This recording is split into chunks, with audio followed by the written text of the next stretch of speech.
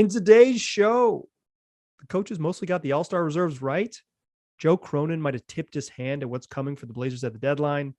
And some good news finally landed on Portland's injury report. Welcome, Locked On Blazers. Let's get into it.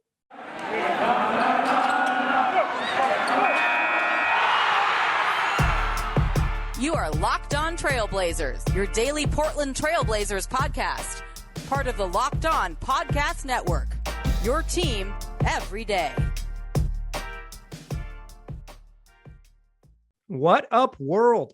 It's your past first point guard and Trailblazer reporter, Mike Richmond. You're listening to another episode of Locked On Blazers, part of the Locked On Podcast Network, available wherever you get podcasts and now also on YouTube. If you haven't subscribed to the YouTube channel, do that now. I'd appreciate it. Thanks for making Locked On Blazers your first listen every day. It's free on all platforms 5 days a week, coming at you every single weekday. So make it a part of your daily routine. Make it your first listen every day and tell your pals to do the same.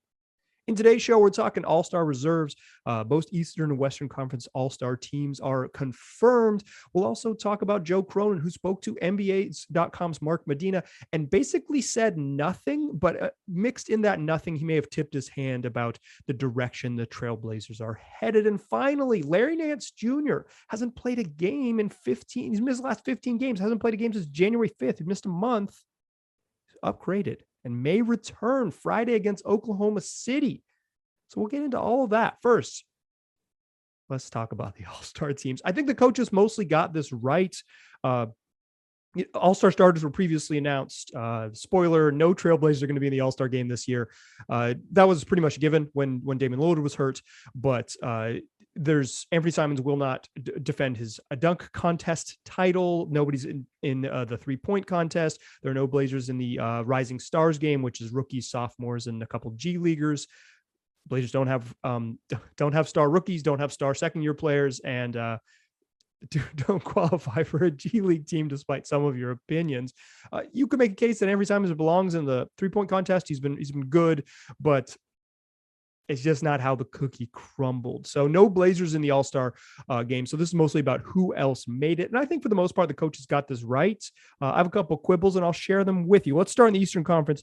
Starters were already announced. It's Joel Embiid, Giannis Antetokounmpo, DeMar DeRozan, Trae Young, and Kevin Durant. Kevin Durant will likely get replaced, but for now, those are your starters. And then the reserves were announced today. And in the East, you get Zach LaVine from your Chicago Bulls, James Harden from your Brooklyn Nets. I guess they're probably not your team. Jimmy Butler, Chris Middleton, Jason Tatum, Darius Garland, first-time All-Star, and Fred VanVleet, first-time All-Star. Wonderful for those two. Only quibble here is Middleton.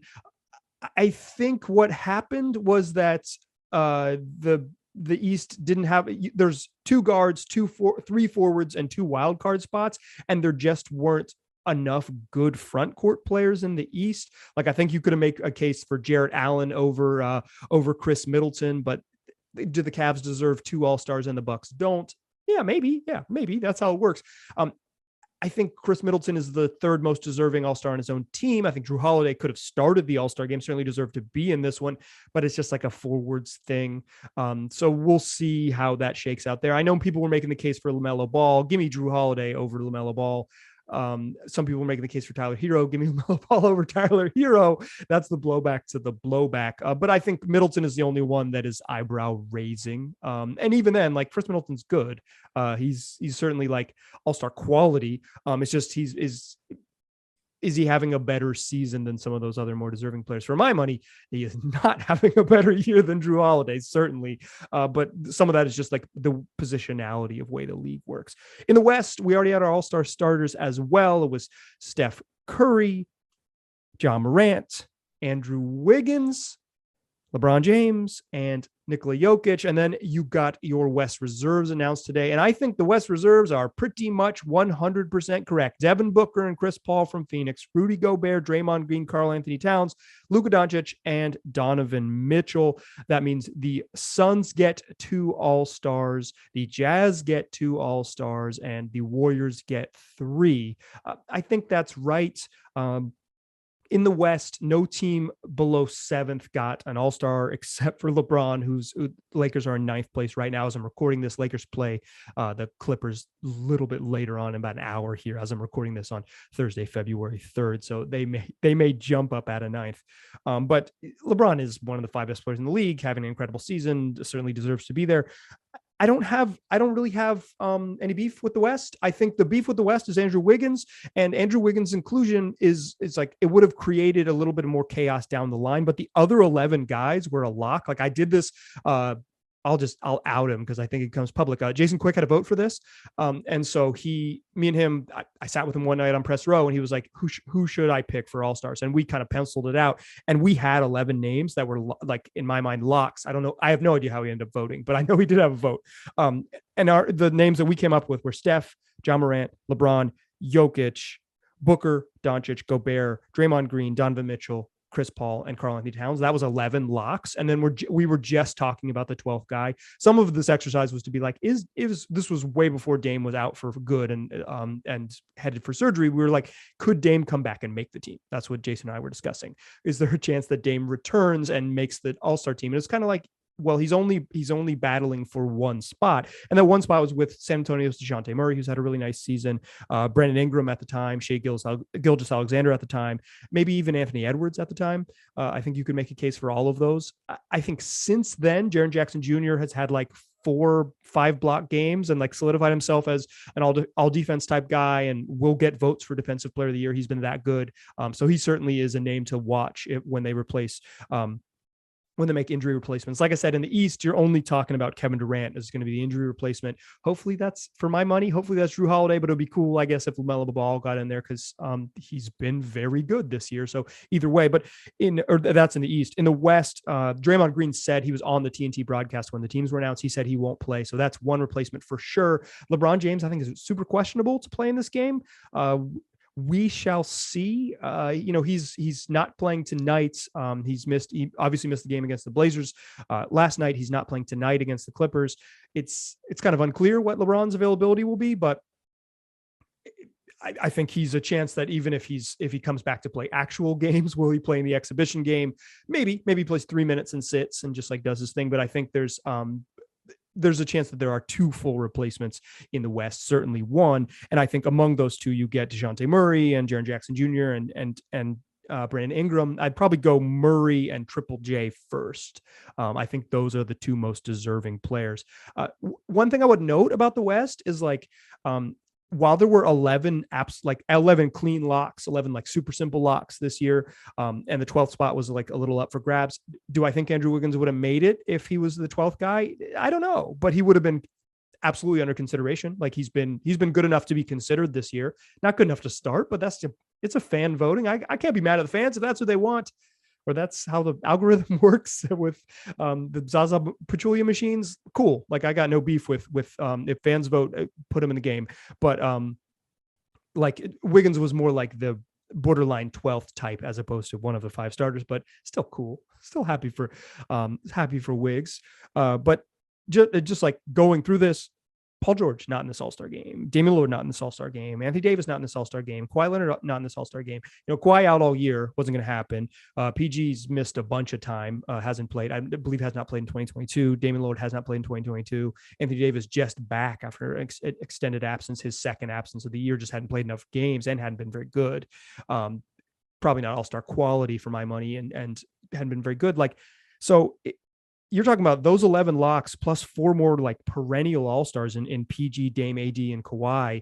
The West is just loaded. That means that like one of Donovan Mitchell or Karl Anthony Towns or even, potentially Gobert or Draymond Green, who are like going to win Defensive Player of the Year, don't make the All-Star team if those gentlemen are around. Certainly not Andrew Wiggins. I think it does change the calculation on Ja, although he was voted in as a starter, so that's kind of a different thing.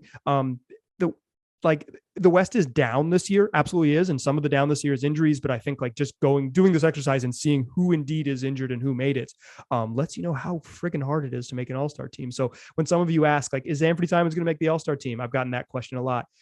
I always bet no. And I think just doing this exercise is like, it is really a really, really tough bar to clear. Like you're not going to see any Blazers names on snubbed lists this year. Some of it is team record, some of it is just performance, but it is really hard to get in this fraternity, and the West just is loaded with good players. And there's no reason to think it won't be equally hard this year and going forward, because a bunch of these dudes are young, and then there's Steph Curry and LeBron. It is tough to make the All-Star team, and rightfully so. So congrats to those who do. Like I said, I think the coaches mostly got this right. It's fan voting and media voting and player voting for the first 5. Coaches pick the reserves. I think the coaches mostly got this right. They got the West 100% correct. So let me be clear. And Middleton was just like, it's a positional thing. Not who I would have chosen, but that's how it works, I guess. All right, let's come back in the second segment. Joe Cronin talked to NBA.com's Mark Medina. He basically said nothing at a very professional level, but he might have let slip his direction that the franchise is headed in. Let's talk about that direction next. But first, let me tell you about betonline.net. It's the fastest and easiest way to bet on all your sports action. Listen, we're heading into the best betting week of the year. The Super Bowl is a week from Sunday.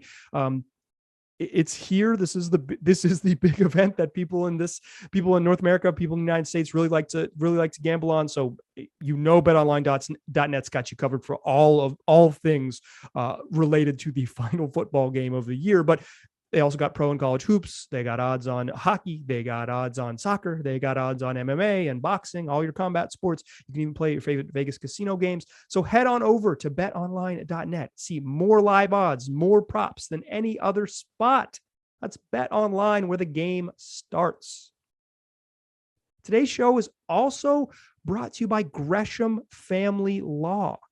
When you are faced with a big decision that could affect your family and your future, remember that you don't have to face it alone, because Gresham Family Law has your back. From helping you to prepare for a successful marriage, to protecting your home, to preserving your legacy, and ensuring that your last wishes are honored with respect, Gresham Family Law is proud to provide holistic family law representation and counsel in areas of family law, including divorce, custody, probate of wills, estate planning, and bankruptcy. So call Gresham Family Law right now at 503-465-9900 and set up an in-person consultation at their home office at 1217 Northeast Burnside Road in Gresham, or you can set up a socially distanced consultation via Zoom or via the telephone. For some cases and certain types of clients, home visits are also available. So visit GreshamFamilyLaw.com for more information. All right. So we talked about the All-Star teams. Now let's talk about the Trailblazers. Mark Medina of NBA.com, formerly of a couple other places. Mark Medina been in the game a while, but currently for NBA.com, spoke with Joe Cronin on the record. Probably the most extensive on the record Joe Cronin conversation we've seen. And you know what Joe Cronin did? He didn't say anything. He didn't say squat. He gave us a nothing burger. That interview had very little substance.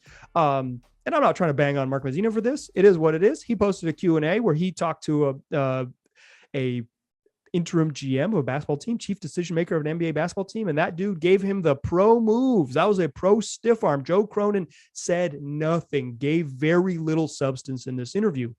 But that doesn't mean that a small kernel didn't escape this professional nothing burger. This is why I'm saying this is like, if you're going to give an on-the-record interview a week before the trade deadline as an interim GM heading into what is probably extremely important, not probably, it is an extremely important trade deadline for the future of the franchise, but it's probably your first opportunity and maybe potentially your only opportunity to make a big stamp on what happens. You're not going to tell the press jack. It's just not going to happen. It's not going to happen. If you are manipulating stuff, you're doing it behind the scenes as sources. Like, that's sources indicate the Blazers might do this. Cronin's not going to put his name on it and say, like, we're going to trade CJ McCollum and this is what we want. It doesn't do him any good. There's no value to be gained from saying anything. He said the type of nothing, we like our team. We'll think long-term and short-term. He said the type of nothing stuff you kind of have to say at this time of year.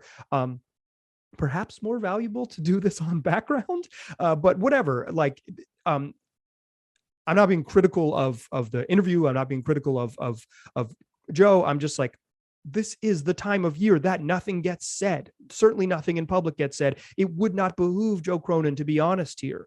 If he was like, yeah, we're actually going to keep CJ McCollum and trade Anthony Simons for a whole haul of stuff, like it doesn't do him any good. It doesn't do him any good. It's like there's no reason to say anything. So he Q&A posts, it's 600 words, 10 questions or so.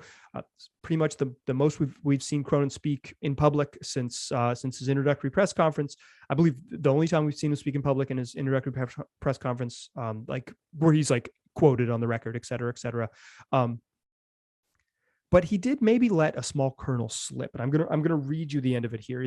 Medina asked him about, can you build around Dame and CJ and Jusuf Nurkic? And Cronin said, Dame and CJ are still in their primes. Jusuf Nurkic is entering their primes. And when we've put the right pieces around them, we've shown that we can be very competitive. Now, that isn't a meaningful quote, but it is the most meaningful quote in that piece. And if you tie it to some other stuff that has happened recently, you can start to paint a picture that looks like maybe the Blazers aren't going to make the monumental moves that this particular podcaster has been screaming for. Jusuf Nurkic, in an interview with The Athletic earlier this month, last month because it's February now, but like a couple weeks ago, he spoke to Jason Quick, and he told Jason Quick that Joe Cronin had indicated to him that the team planned to build around Damian Lillard, CJ McCollum, and Jusuf Nurkic, which is wild because they've been doing that for 5 years and they aren't very good. I'll censor myself for you there. But here, I'll say one thing. Jason was on the pod and explained this. So if you haven't listened to that Jason Quick, it's waiting in your Jason Quick interview. It's waiting in your feed. It was last Friday's show. So check that out if you haven't. Always listen to Jason episodes. They're really good. But Jason asked a follow-up there to Nurk, and he's like, so you have an assurance you won't be traded? And Nurk was like, well, you have as much assurance as you can have in the NBA. Like that's not like how it actually works as a business. But yeah, this is like, Joe Cronin told me to my face, this was the plan. Now Joe Cronin basically said the same thing in USA Today. And to that I say, shoot. If the Blazers go into next season with Dame and CJ as their starting backcourt, screw this experiment. Like check out on this team. What that's going to be. And maybe don't check out on this team because I want you to listen to this podcast, but be mad if they go into next season with Dame and CJ as their starting backcourt. Be mad because that would be nonsense. We've seen the peak, what it could be. They were very, very good in 2018, the regular season, flopped out in the playoffs. They ran it back with some tweaks around the edges. They got to the Western Conference Finals. They probably hit their peak. They haven't gotten there again. And to run it back with the same exact group when Damian Lillard has been asking for big changes would be wild. I don't know if it'd be malpractice, but it'd be a wild approach to this. However, I don't expect Joe Cronin to give us any info here, but I will say this. If the Blazers do not trade CJ McCollum at the deadline here, we're a week away. I'm recording this on February 3rd. This is Friday, February 4th show, free and 5 days a week on all platforms. Thanks for listening and making your first listen every day. But we're, as you're listening to this, less than a week away from the trade deadline, right? 6 days away from the trade deadline. If the Trailblazers do not trade CJ McCollum at the trade deadline, if they don't do that on February 10th or ahead of February 10th, it's not the end of the world. They can trade him in the summertime. They can trade him around in the draft. They can trade him in the offseason in July. Like they can make a move. It's not the end of the world. If CJ McCollum is on this team on August 1st, you can get your Rotten Tomatoes ready and start chucking them at 1 center court, 22 Drexler Drive if you want to sneak in the backside of the arena. Like that is, they do not need to trade CJ McCollum in February to make this work, to make the future work, to commit to a next step, to change the direction of this franchise. They cannot start next season with him. So what Cronin might have tipped his hat to here is we don't feel pressure to do it now. And that's cool. I don't think he should feel pressure to necessarily do it now. But if Cronin is the guy to build this thing, like if the Blazers remove the interim tag and make him the full-time GM, and all indicators are that they will. Joe Cronin has hired Andre Patterson to be his assistant GM. Hard to see a guy hiring an assistant GM and then losing his job. Like everything about this team suggests that Cronin will be the guy to do this. And if he's the guy to do this, he cannot make the same mistakes as his predecessor. I mean, he can do whatever the hell he wants, but boy, he shouldn't. And I think we have 5 years of data to suggest that a Dame CJ backcourt can be just fine. And a Dame CJ Jusuf Nurkic trio can be pretty good. But if the Blazers are comfortable with being pretty good, it not only sends the wrong signal to you, dear listener and Blazers fan out there, it sends the wrong signal to Damian Lillard. It would just be wrong, straight up wrong, in my opinion. Maybe I'm reading too much into this USA Today piece. And in fact, I'm trying not to read anything to this USA Today piece, but that little blurb plus what Jusuf Nurkic said, and Nurk said in the summertime, I heard no big trades are coming. You know what the Blazers did? No big trades came. What they have told Nurk, what Neil told Nurk was true in the summer, what Joe Cronin told Nurk could potentially be true again here. To me, those are red flags. I would be getting worried. I would be stocking up on rotten fruit. I guess I'm encouraging like mild vandalism. And this is a joke. I want to be clear. This is a joke. Please don't vandalize one center court or any places in Northeast Portland. But like, this would be nonsense. It'd be nonsense if they do it. Don't do it. I'm hoping that this nothing burger that was on NBA.com's website today is in fact that. It is just someone doing a reporter a solid and saying, sure, I'll give you an interview. I'm not going to give you any real answers, but I'll give you an interview. Let's hope that Cronin was savvy enough to do that and that he wasn't tipping his hand to what the future might be. Because if that's the future, it sucks. I think that's that. Let's come back in the third segment. Let's talk about someone that doesn't suck. Larry Nance is coming back, y'all. There's some positivity for you. Yeah, I'm mad at stagnation. I am pro big change. I'm ready for real big change. But if short of no big change, because all I can do is yell into a microphone. Short of no big change, the most important thing about the Blazers season is the development of who's on the roster and do the parts fit. And if Larry Nance Jr. is back, get a good chance to see if he fits, at least for a couple days and maybe a couple months. So let's talk about Larry's return in the final segment. But first, let's talk about Built Bar, the best tasting protein bar that there is. Typical Built Bar, 17 grams of protein, 130 calories, 5 grams of sugar, 4 grams of net carbs. It's a pretty good deal. Plus, they come in amazing flavors like mint brownie, like coconut almond, like my personal favorite peanut butter brownie, or another all-timer, cookies and cream, plus some fruity flavors like raspberry and strawberry. Plus double chocolate, salted caramel, and limited time flavors all the time. They pack a punch, all tasty, all healthy. So go get yourself some. Go to built.com, use that promo code LOCKED15, get 15% off your next order. That's promo code LOCKED15 for 15% off at built.com. Still a pass first point guard. Still Mike Richmond. Still listening to Locked On Blazers. Talked NBA All-Stars. I got a little bit mad at Joe Cronin. Let's shift gears a little bit, because I don't know if I need to be mad at Joe Cronin yet. We'll save that outrage for July. Here's some good news, though.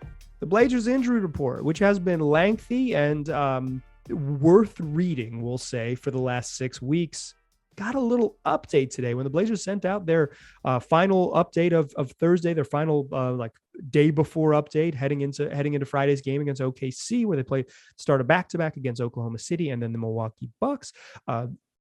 Larry Nance Jr. upgraded to questionable. Never has questionable been so good.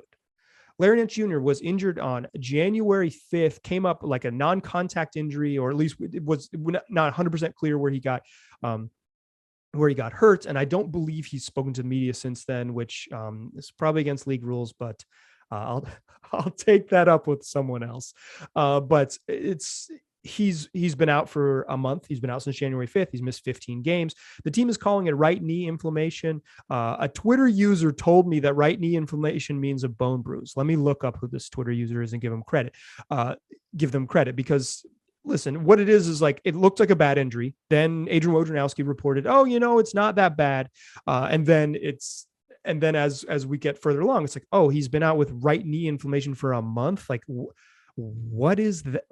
What does that mean? So what it means was that Larry Nance Jr. had maybe like a maybe like a more serious injury than was indicated, or at least needed some time. And this, who told me this was Keely at Lothringen 360 on Twitter, says that right knee inflammation equals a bone bruise. I'm going to trust that Twitter user because that, one, the kind of guy I am, I want to give credit to my listeners, and two, not a doctor, but that would make more sense than just like, oh, his knee's puffy, bone bruise, out for a month. So upgraded questionable. That's good news because it means that he's been listed as out ever since that January 5th date. This is a step in the right direction. If you want to get like super technical, questionable means 50% likely to play. I don't think it means that in Blazer land. I think it means much more likely to play. In any case, I would say it's very unlikely that Larry Nance plays both nights of a back-to-back. So if he plays Friday, I don't think he'll play Saturday. And if he doesn't play Friday, I think there's a chance he plays Saturday, right? Like I think it just means, he's likely, I would say he's very likely to play in one of these next two games, because why would they change the designation? He's reportedly was, last week, Chauncey Billups told reporters while they were on the road that, and I saw this reporting from Casey Holdoff, Trailblazers.com, is that Larry Nance had, upgraded what he was doing on the court, was doing more contact stuff, was playing just like doing more basketball things and getting closer to a return. Now this looks like he's going to come back sometime this weekend, or in the next few games. I don't want to get too ahead of my skis here, but just reading the tea leaves, next couple games we'll see Larry back. And why is that important, right? Like you say, like the games don't matter. Blazers need to lose. Getting good players back in the lineup is not good.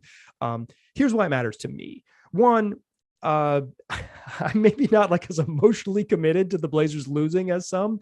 I understand they should lose as many games as possible and get a better draft pick and move forward. But like what this team actually needs to be is good in the fall. And one of the important ways that they're going to get good in the fall is find out if the pieces fit. For my money, Larry Nance has been pretty underwhelming this year. And they were having trouble getting him to fit as a backup 4 next to Cody Zeller. Then they started playing him at 5, and that's when he looked the best, when he was the lone big on the court. And then they benched Rocco and they put him next to Nurk. I didn't love his fit next to Nurk. I think that's a clunky fit together, but one of the big things that the Blazers can find out while being clunky, they have the luxury of being clunky over the next couple months, is if Larry Nance is on the team after the trade deadline and Jusuf Nurkic is on the team the trade deadline, play those two dudes together a whole bunch, see how they fit, see if they can develop some chemistry, see if they can get a little bit better. Neither of them are outside shooters. It clogs the paint a little bit. I just think Larry's a 5. I think Chauncey Billups has said pretty clearly he sees Larry as a 5. And then he kind of has forced his hand and has to play Larry at the 4. And he's like, oh, Larry is actually just a basketball player. I believe the first thing Chauncey said when he said, I see him as a backup 5. That's how I see Larry Nance too. That's what I'd like to see him play a bunch. It'll mean that Trendon Watford doesn't have to play as many minutes as backup center, hopefully 0 minutes at backup center, and he can play backup 4, which I think will be a little bit better for him. Although Trendon and Larry's going to be clunky too because of the outside shooting. But so much of this Blazers season from here on out is development. And it's not like development of the young guys. I don't need to see CJ Elleby and Greg Brown get a bunch of minutes. They're not part of the Blazers' immediate future. I do not have much investment. I don't think the team should have a ton of investment of let's get CJ Elleby 35 minutes and see what we got. He could play 18, 19. He'll be fine. But NBA dudes on the roster, and Larry Nance is under contract for next season. So if the Blazers don't trade him, is very likely to be on the team next year. His fit and how he works and how Chauncey can use him and all those things. That is data. That is useful stuff to be good in the fall with a good NBA player. I'm a believer in Larry Nance. I think he's kind of underwhelmed me, like I said, this year, but I think he can get there. I think he's talented enough to figure it out. But some of that figuring out is that he's got to be healthy. He's got to play. He's got to play next to Nurk. He's got to play as the lone big. And Chauncey Billups got to figure out how to best deploy Larry Nance. That's the test. So Larry coming back, this isn't we'll see how much he plays and when he plays, but it's just crucially important for the Blazers to figure out what you got. Just figure out what you got, because they're trying to thread this needle to be, miss the playoffs this year, which they're just going to do because their roster's not very good thanks to injuries and also not being very good to begin with. But they want to be good again in October. They want to, when Dame is back and healthy and ready training camp, and Zia Little's back and healthy and ready training camp, they want to hit the ground running and be a competitive team and to push for home court advantage in the playoffs. Larry Nance could certainly be part of that math. And so finding out how he fits, what best ways to use him, and him developing chemistry with Ant and CJ and Norm and whoever might still be here, or if he's still here and they trade for some other players, him developing chemistry with who's going to be on the roster next year, vitally important. To me, that is vitally important for this team's success moving forward. And it's like the number one thing I want to see is how do the parts fit, and how can Chauncey Billups figure out how to get the most out of those parts? That's the test. So Nance coming back starts that test. Whether it's Friday, whether it's Saturday, or sometime next week, his return will help us get more knowledge of what this group could potentially look like in the future, should it ever be whole again. That's going to do it for today's show. Tell your friends about this podcast. It's free on all platforms, 5 days a week, coming at you every single weekday, the only daily Trailblazers podcast. We have a lot of fun here. Next week, we're going to have some interviews. We're going to have some game recaps of the Blazers games over the weekends. We had if you missed it, yesterday's show, we had listeners on the show, our first ever Trailblazers or Locked On Blazers listener summit. Ton of fun. Make sure you listen to that one. Next week, we'll have some other more formal interviews with people who cover the team and cover the league. We had one fall through this week, but we're going to get them. Don't even worry about it. So like I said, we have a lot of fun here. I appreciate you listening. And the best way you can help me is tell your friends about this show. Tell them to search Locked On Blazers, and they will find us wherever. And I mean that, wherever they're looking for us. Appreciate you listening. Talk to you soon.